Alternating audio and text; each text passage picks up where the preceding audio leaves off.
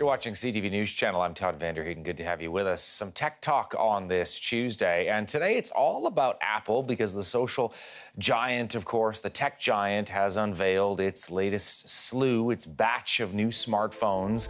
There is the iPhone 8, there is the iPhone 8 Plus, and then there is the iPhone 10, which is an anniversary model. Think about this. It's been 10 years since the iPhone was first released, and it has really reshaped the world of technology and smartphones to a large extent, much to the benefit, of course, of Apple. So today is their major product launch. It happens usually every September, and it's going on now in Cupertino, California, where Tim Cook, the CEO of Apple, you can see this here, is unveiling a number of products. By the way, not just the iPhones, there's also a new watch, an upgrade to the Apple Watch, and also Apple TV, and the list goes on and on.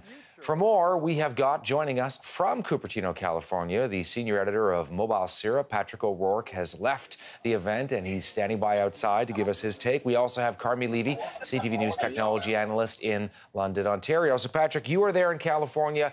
I want to get your take on the latest announcements and what jumps out for you.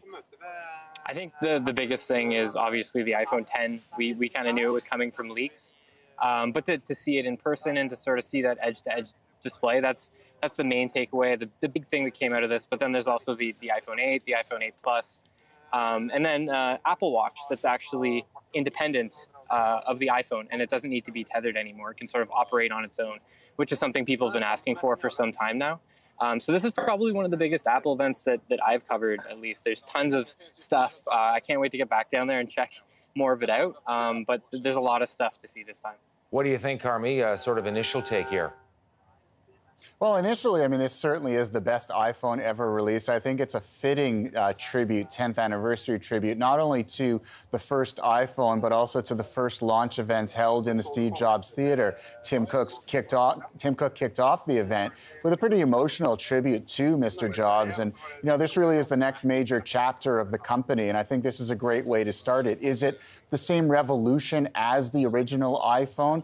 Probably not, and I don't think any other product ever could be.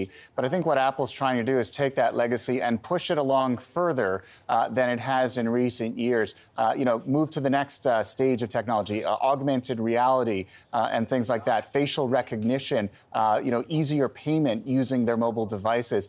These are all sort of part of that ecosystem that the company really gave us a taste of today. And if they can continue to deliver on it, not just next year, but in the years to come, then yeah, I think today will be seen as the beginning of that next generation. And in that regard, very significant day in the history of the company. All right, we have some boards that we've done with some of the highlights here that people can look at. Let's start, if we can, with the iPhone 8 and 8 Plus and some of the things here that jump out to us from this device. And, you know, you think about the notion of Apple, incrementalism, and whether that remains an issue. Based on what you're seeing here, Patrick, is this incrementalism or is this a big jump?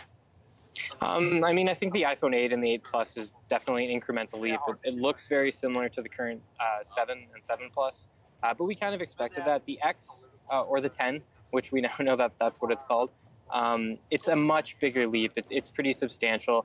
But still, this isn't, like Todd was explaining, it's not going to change your life. It's not this massive monumental leap to a completely new type of device.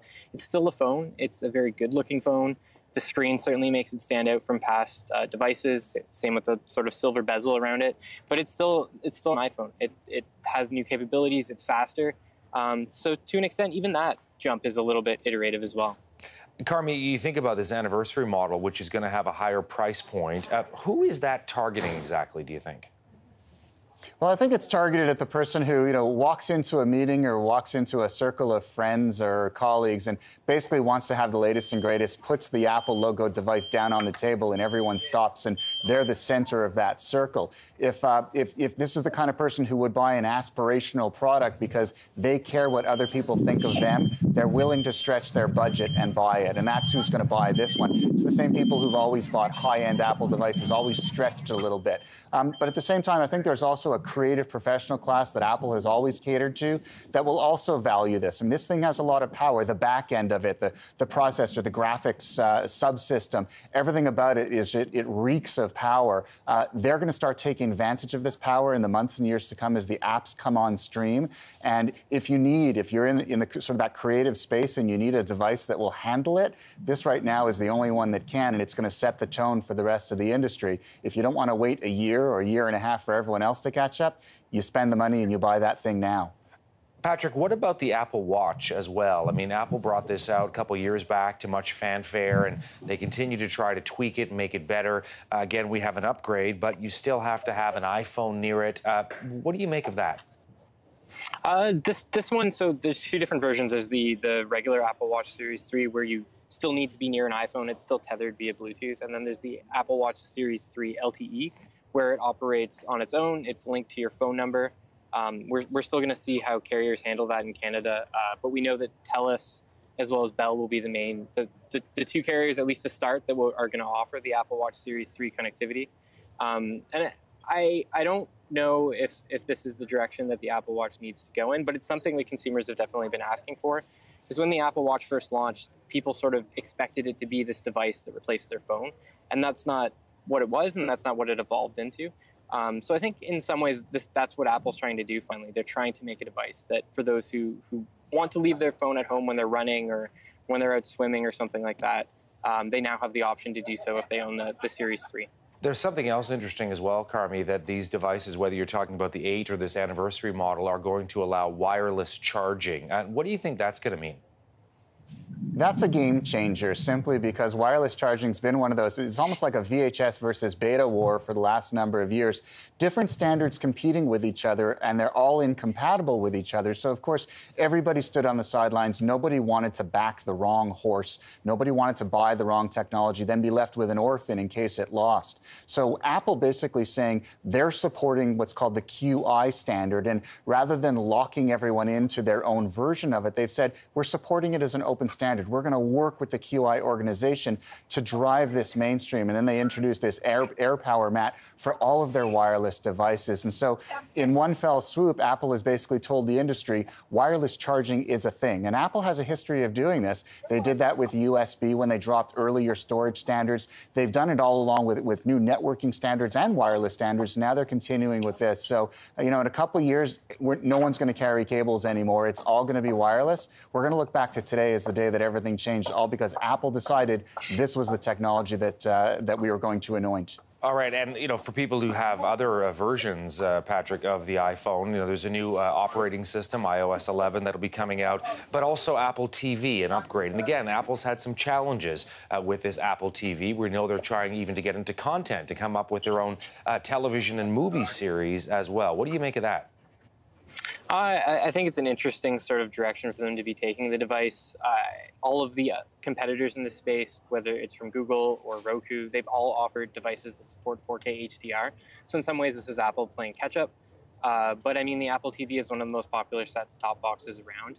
And I think it'll be interesting to see if it actually finds a way to sort of popularize these new formats that are only available to a select few.